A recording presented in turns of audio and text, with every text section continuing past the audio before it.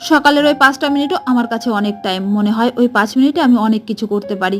কাল রাতভর বৃষ্টি হয়েছে, ওয়েদারটা ছিল দারুণ, দারুণ ঘুমিয়েছি। তবুও যেন চোখ থেকে ঘুম সরছিল না সকালে।